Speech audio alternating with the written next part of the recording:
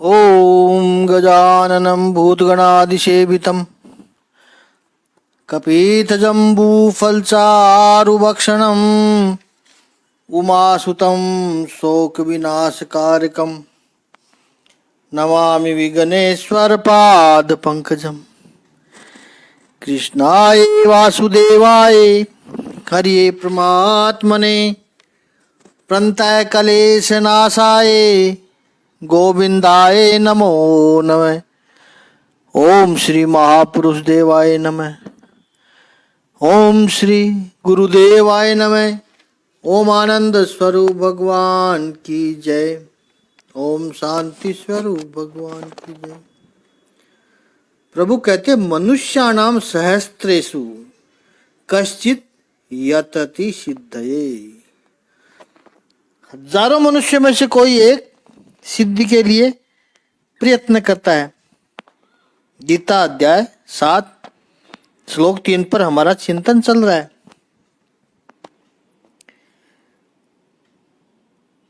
क्यों ऐसा क्यों होता है? पहला कारण बताया, मनुष्य की भोग वृत्ति है। मनुष्य स्वभाव से नियर फ्यूचर में और इंस्टेंट जो सुख मिलता है उसको भोगने के लिए लालची बन जाता है। यह मनुष्य का स्वभाव है।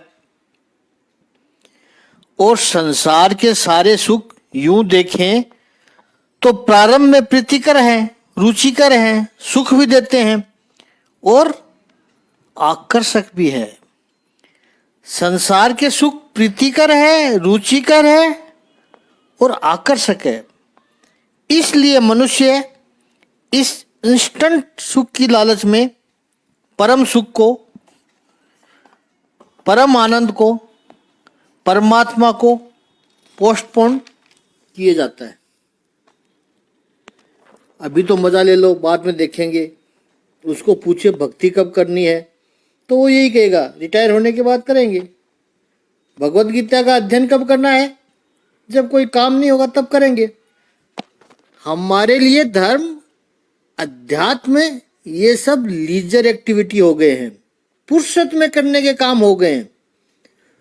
और उससे ज्यादा संसार महत्वपूर्ण बन गया है, प्रायोरिटी बन गया है। ये पहला कारण है। मनुष्याणाम सहस्त्रेषु कश्चित यतति सिद्धये। इसको भगवान कहते हैं, जिसको भगवान कहते हैं दूसरा कारण परिग्रह। परिग्रह का अर्थ संग्रह वृत्ति। मन बस उसी में पड़ा रह जाता है। जो मुझे सुख मिला वही सुख बार बार मिलता रहे। अरे जरा उच्च आनंद की ओर तो देखो। ये इंद्रिय और विषयों से जो सुख मिलता है उससे ऊपर भी कोई आनंद है, जिस आनंद का स्रोत हमारे अंदर है, हमारे भीतर है। उसे तो कभी समझने का प्रयास करो, पर मनुष्य करता ही नहीं है। और तीसरा कारण है अज्ञान। इस भोग और संग्रह करने के चक्कर में ही पड़ा रहता है। और मन का स्वभाव है कि वो नेगेटिव की ओर जाता है। परमात्मा सो मच पॉजिटिव है। प्रभु को यदि ढूंढना होगा, ये मनुष्याणाम सहस्त्रेषु कश्चित् यतति सिद्धये। वो एक मनुष्य है। वो क्या करता है? मन जो छलता है उस मन की चालों को समझ जाता है, मन की छलना को समझ लेता है। वो मन के स्वभाव से विपरीत चलता है। मन का जो स्वभाव है नेगेटिव में जाता है। ये हजारों में कोई एक विरला पॉजिटिव की ओर चलता है। जो नजदीक है, जो समीप है, जो अपना है, जो सराबोर है, उसे समझने का प्रयास करता है। उसके दो ही रास्ते हैं। या तो संसार का निरंतर स्मरण होता रहे और परमात्मा बिहाइंड द कर्टन चला जाए, यानी पेंडिंग ट्रे में चला जाए। यह एक ऑप्शन है। जो अधिकतर लोगों का होता है। पहले पैसे कमा ले, बाद में प्रभु। पहले संसारिक कर्तव्य निभा ले, बेटे बेटियों का ब्याह कर ले, फिर प्रभु। नाती दोस्तों को थोड़ा बड़ा कर दें, उनकी भी शादी देख ले, बाद में प्रभु। संसार का स्मरण निरंतर होता रहेगा तो भगवान की भक्ति पोस्टपोन होती रहेगी। दूसरा रास्ता है, फिर परमात्मा का स्मरण निरंतर करते हुए संसार में सफलता अपने आप मिलती जाएगी। मन की शांति और प्रसन्नता प्राप्त कर लोगे, क्योंकि संसार को पाकर भी छोड़ना है और परमात्मा एक बार पा लिया फिर कभी छूटना नहीं है। संसार चाहे कितना भी इकट्ठा कर लो, संपत्ति के ढेर लगा लो, सम्मान पत्रों से आपकी ऑफिस की दीवारें, घर की दीवारें भर जाए, कीर्ति यश प्रतिष्ठा मिलती रहे, लेकिन एक न एक दिन तो सब कुछ छोड़कर जाना है। संसार के इस टेम्परेरी नेचर को जिसने समझा वो ही परम तत्व की दिशा में चलता है। और बहुत कम लोग हैं जो संसार के इस टेम्परेरी नेचर को संसार में रहकर समझता है। बाकी अंतिम क्षणों में यह सभी को ऐसा पछतावा होता है। मृत्यु जब समीप आ जाती है तब सबको लगता है कि जो किया वो न करते और जो न किया वो करना चूक गए, उस पर अधिक ध्यान देते तो अच्छा होता। ब्रोनी वेयर करके एक लेखिका है पाश्चात्य विश्व की, उसने इंग्लिश में एक बहुत सुंदर पुस्तक लिखी है जिसने अपनी मृत्यु को नजदीक से देखा है। ऐसे लोगों के जो 5 रिग्रेट होते हैं, पछतावा होता है, वो उसने उस पुस्तक में लिखा है। उनको जो सबसे अधिक 5 पछतावा होता है वो क्या होता है? वो वृद्धाश्रम में सेवा करती थी जिससे थोड़ी उसकी कमाई भी हो जाती थी उसको। तो वो जो टर्मिनल इलनेस है, लाइलाज बीमारी थी, जिनको डॉक्टर्स ने जवाब दे दिया था, ऐसे लोगों की सेवा का काम ब्रोनी वेयर ने किया वर्षों तक। मेडिकल साइंस में जो दवाएं देनी थी वो दे चुके, वो हो चुकी है उनकी, बस उनको शरीर की एनर्जी के लिए दवाएं देते थे, बाकी तो उनमें कुछ था ही नहीं। तो ऐसे लोगों को क्या चाहिए? इन लोगों को केवल अच्छी बात करने वाला चाहिए। जितना समय उनके जीवन में बचा है, महीना, 1.5 महीना, 2 महीना, ब्रोनी वेयर को वो काम करती थी। और इन बुजुर्ग के साथ जिनकी मृत्यु नज़दीक आ रही है, वो खुद भी जानते हैं कि मृत्यु नज़दीक आ रही है, उनके साथ बात करते हुए ब्रोनी वेयर ने लिखा, निष्कर्ष निकाला कि जो अपनी मृत्यु को समीप देखते हैं, हिंदी में कहावत है कि कब्र में पाँव लटकाए बैठे हैं, उन लोगों के ये 5 प्रकार के रिग्रेट पछतावा होता है। पहला पछतावा है कि मुझे जो जीना था वैसा जीवन में नहीं जी पाया, लोगों ने अपेक्षाएं लगाई, वैसी ही जीने की कोशिश की। दूसरे को क्या अच्छा लगेगा वो करने में हम अपनी तरह से तो जी नहीं पाए, जीना ही चूक गए।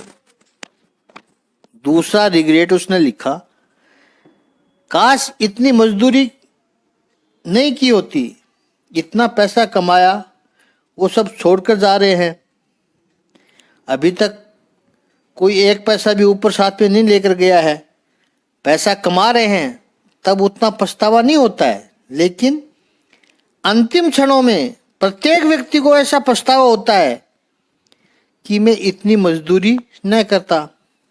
तीसरी बात कि मुझ में इतनी हिम्मत होती कि मेरी अंतःकरण की संवेदना है, जो मेरी भावना है, उसको मैं व्यक्त कर सकता। संसार के कई लोग अपने अंतःकरण की भावनाओं को अपने भीतर समेटे हुए जीवन को मानो खींच रहे हैं।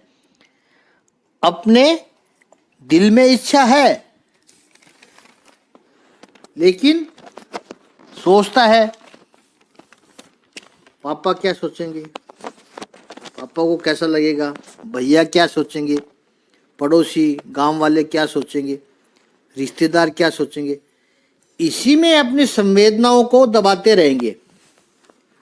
चौथा रिग्रेट कि मुझे अपने स्वजनों से अधिक संपर्क में रहना था, रिश्तेदारों को ज्यादा समय देना था।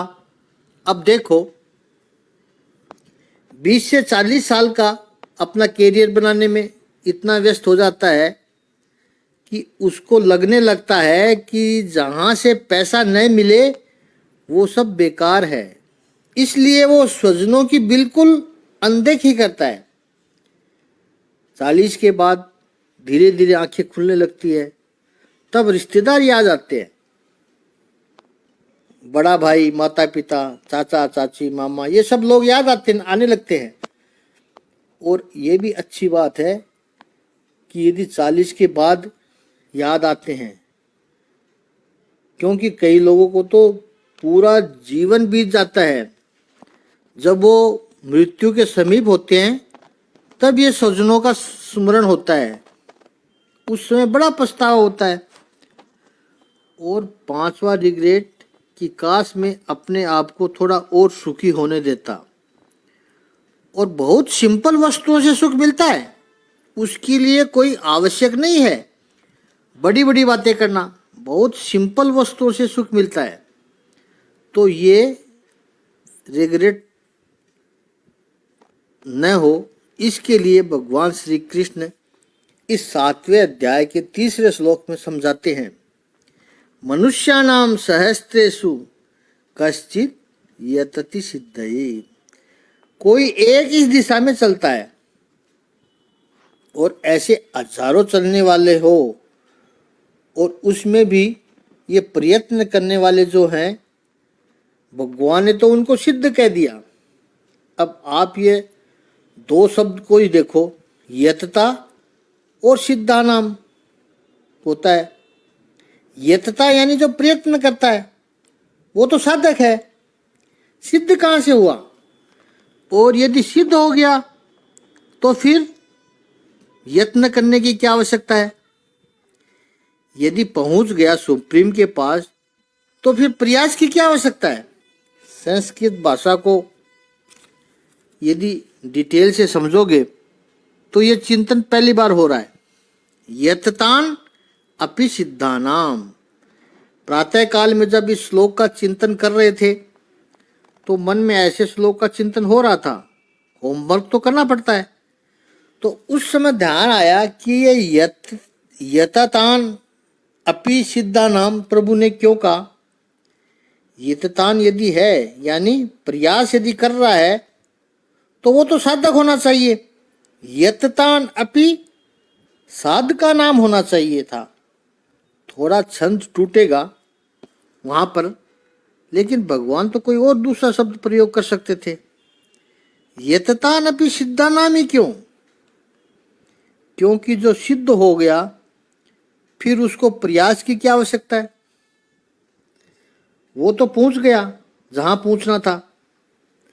लेकिन ये बहुत बड़ी बात प्रभु ने यहाँ कही है। चिंतन गहन होने के बाद जो महापुरुषों को अनुभूति होती है वो प्रसाद उनका आप तक लेके आ रहे हैं। महापुरुषों ने अपना अनुभव शेयर किया है। यततान अपि सिद्धानाम इसलिए कहा है कि मानो यहाँ पर भगवान एक एश्योरेंस दे रहे हैं, गारंटी दे रहे हैं। दूसरे अध्याय में छठे अध्याय में पहले भी भगवान ऐसी गारंटी दे चुके हैं और उसको प्रभु फिर से यहाँ याद करा रहे हैं इनडायरेक्टली। इसलिए भगवत गीता का अध्ययन हो वो रिसर्च की दृष्टि से हो तो आनंद आएगा। भगवान के जो शब्द है वो प्रथम दृष्टि से आपको कॉन्ट्रोडिक्शन लगेंगे उसमें, जैसे ये यततान अपि सिद्धानाम को आप किसी भी संस्कृत के जानकार से पूछोगे, किसी शास्त्री से, व्याकरणकर्ता से पूछोगे तो वो यही कहेगा कि ये दोनों कैसे हो सकता है, प्रयत्न करने वाला सिद्ध कैसे हो गया। यदि यतताम है, वो प्रयत्न कर रहा है, तो वो सिद्ध नहीं हुआ अभी, और जो सिद्ध हो गया उसको प्रयत्न करने की आवश्यकता क्या है। और यहाँ भगवान कहते हैं यततान अपि सिद्धानाम। भगवान यहाँ यह कहना चाहते हैं कि इस दिशा में तुमने प्रयास शुरू कर दिया, यानी यात्रा का आरंभ कर दिया, तो मानो तुम सिद्ध हो ही गए। भगवत गीता के दूसरे अध्याय के 40वें श्लोक निष्काम कर्म योग की महिमा बताते हुए भगवान ने कहा, नेहा विक्रम नाशोस्ति प्रत्यवायो न विद्यते स्वल्प मपयस्य धर्मस्य त्रायते महतो भयात।